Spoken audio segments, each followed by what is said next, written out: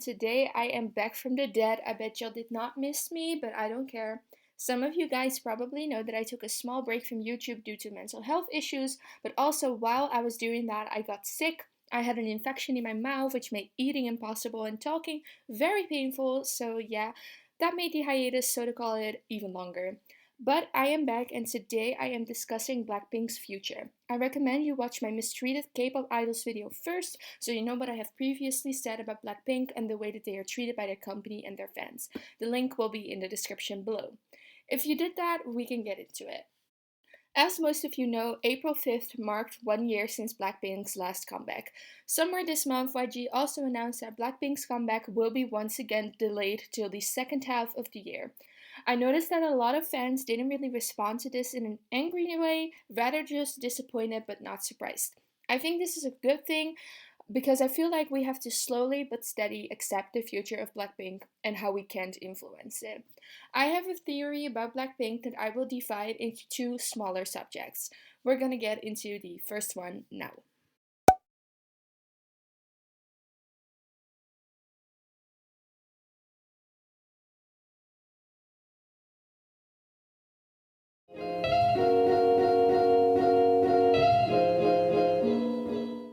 YG has been managing Blackpink in a way that they appear more as Western artists, and I believe that they do this on purpose.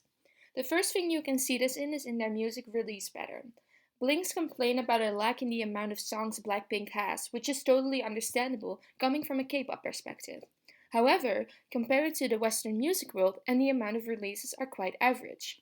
Let's compare Blackpink's discography to some of my favorite Western artists. Blackpink has been known for coming back once a year, either with a single or a mini album. However, releasing music once a year is pretty normal and even a lot when it comes to Western music terms. Let's look at my favorite singer Tove Lo's discography. She released a full album in 2014, 2015, 2017, and 2019, so each time with either 1 or 2 years apart. In the beginning of her career in 2014 and 2015, she featured on multiple singles occasionally in between releasing her albums, but recently you can expect new music releases from her around once every year. Other known artists like Ariana, Taylor, Ed, etc. release an album every 1 or 2 years. Of course, there are extreme cases in the Western music world, such as Charlie XCX, who has released at least one work with more than 10 songs every single year of her career, as well as many separate singles. But for Western music standards, this isn't average. That would sound more like a K-pop average. Another K-pop group that had a Western-like release pattern is FX, who would come back once a year with a full album. So having a quote unquote comeback only once a year isn't that uncommon. However, the key difference between these artists and Blackpink is that Blackpink only release mini albums once a year instead of full albums like the Western artists. Only releasing mini albums can also be normal in the Western world. Take Afune, one of my favorite bands. They release something once or sometimes twice a year and is usually a single or two. They have a total of 13 songs, which, hey, is the same amount as Blackpink. But Kafune is a band consisting of two people who make their own songs and don't always have a budget. Blackpink is a K-pop group managed by one of the biggest companies in Korea with a huge budget and many producers and songwriters at hand. So this comparison does not make sense. They are just as big as all the Western artists I mentioned earlier. Hell, they even played at Coachella, but we will get into that later. The point is that although they get treated like Western artists, they don't get treated as the level of Western artists that they are in terms of music. But if you want more details on why I think YG refuses to invest in Blackpink's music, I refer to my Mistreated Idols video. Now on to the other reasons why I think Blackpink are Western artists. This all started after D4 era. It began with a couple interviews and American TV show performances, but after Kill This Love we were flooded with interviews, not only in English but also German and diverse other languages and countries, and their famous Coachella performance. But wait, it wasn't after Kill This Love, it was during. Blackpink had such a busy international schedule that they promoted Kill This Love twice in Korea. Twice. They only had 2 wins. You know how many D4 had? 11. I feel like a lot of international fans didn't really notice this as much because we weren't lacking in content. We had their world tour, they went to Hawaii, which I still think YG did for money, and they went to Coachella. which I want to talk about for a second, because while I think it's amazing and revolutionary that they went to Coachella, they went there again giving off Western girl band vibes. This might have something to do with Rose and Jennie being in their natural space, but also the way they were portrayed by others. Blackpink wasn't the K-pop act at Coachella. They were artists who come from Korea. That is a huge difference, and although it sounds a lot more respectful, it also sounds a lot more like Korean was just their nationality and not necessarily their culture and music genre. It was at this point, even before I started YouTube, that I came to the conclusion that this is what YG wants. He wants them to be seen as Western pop artists. D4 was a huge success internationally, and so promoting Blackpink in the US was a smart move of YG. However, the way Blackpink are being shaped since then proves that this was YG's plan all along. Notice their Instagram pages. Rose and Jennie went from mostly speaking Korean on their pages to full-on English influencer. Lisa speaks English and Thai more often than Korean as well. Jisoo is the only one that still communicates in Korean, which makes sense. Them constantly being busy with endorsements often outside of Korea is noticeable as well. They seem out of touch with their Korean idol side and have been westernized to the point that people outside of K-pop know them as a girl band and not as a K-pop group. Compare the way they act in American interviews to the way itzy acts, and you can tell the difference for sure. I can imagine that if you're a Korean fan, and I mean actually living in Korea, it can be harder to stay connected to them and love them as K-pop idols because they barely are anymore.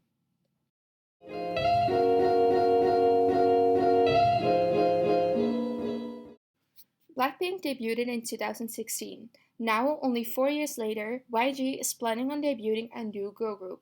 Baemon, which is how they might be called, is set to debut in the second half of 2020, which is very fast, especially because Blackpink was at their peak not too long ago and they have barely released music.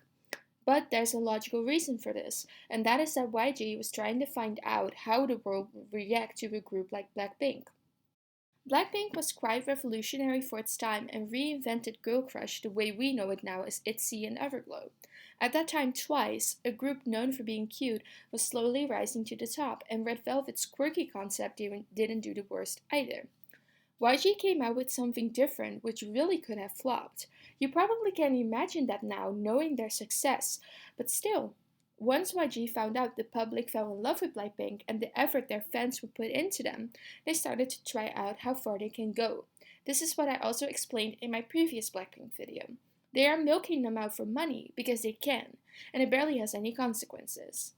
Considering this and the way that they are treated as Western artists, I have come to a theory that I can sum up into one sentence.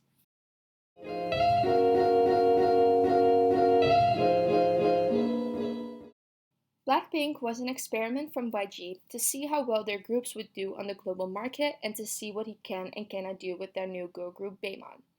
They now know the type of concept that people like, how Asian girl crush girl bands are perceived internationally, and how far fans are willing to go to get content from their favorite artists. I don't think they were initially meant to be used in this way though. I feel like in a way, 2NE1 was the same thing for Blackpink as what Blackpink is for Baemon. YG wanted to create a YG SNSD, but that was never 2NE1. 2NE1 tested out the YG concept first, and once YG knew for sure it was successful, he released the quote-unquote pretty version of them. They, Blackpink, were going to be the solid project, but somewhere between As If It's Your Last and D4 turned into an experiment for the global market. Now YG is debuting Baemon, the finalized project, the YG SNSD that they've always wanted. They have the exact formula planned to let Baemon shine even brighter than Blackpink and 2NE1 ever have, both in and outside of Korea. So do I think Baemon will be treated fairly and the same as YG's male groups? No. YG is still a misogynistic label, but they will get frequent comebacks and enough promotion. Maybe one member will be the princess like their sister groups, but I think that as well will be less noticeable. Besides their hatred towards successful women, YG has no reason to purposely let them flop.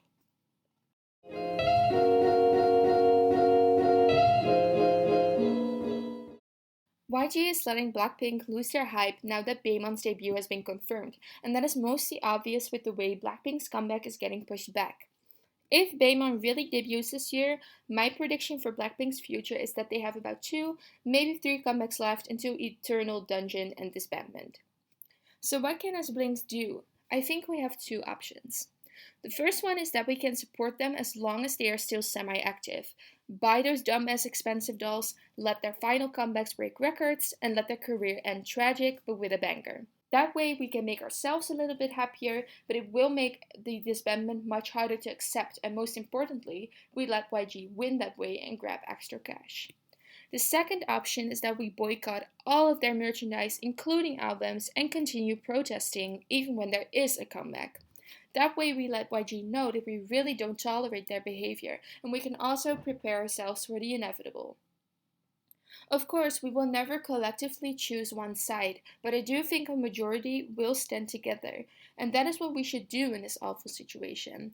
I am usually the one who tries to stay positive until the very end, but I think we should slowly accept the future and lose hope in order to maybe ease the pain. I hope I am right about Baemon getting decent treatment and that people will stand up for them if it turns out they won't be treated right either.